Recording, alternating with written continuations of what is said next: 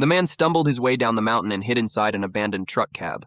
Exhausted both physically and mentally, he quickly fell into a deep sleep. When he woke up, it was already the next morning. A group of elderly hunters passing by noticed Jack, and one of them kindly took him home to help patch him up and get him some help. However, before they could finish their conversation, the sound of police sirens echoed from outside. It turned out that some of the other hunters, worried Jack might be dangerous, had secretly called the police. Jack saw that the officers were the same ones who had been chasing him, so without hesitation, he jumped out the window and fled through the back door. He ran wildly, crossing 2 hills before finally encountering 2 beekeepers. Desperate, Jack borrowed a phone from them. Since he couldn't trust the local police, he decided to contact the U.S. Embassy for help. Jack and his girlfriend were American tourists visiting Greece, and he explained everything that had happened. Unfortunately, the embassy staff told him they couldn't send help until the following day. Frustrated and knowing that every extra minute put him in greater danger, Jack asked the beekeepers for directions to the nearest train station and set off immediately for Athens.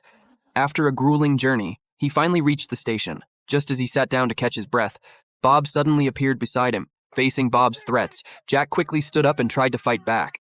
But with his injuries slowing him down, he was no match for Bob and was quickly overpowered and tied up. Bob believed everything was under control, but Jack seized a brief moment of distraction to suddenly yank down the train's emergency brake.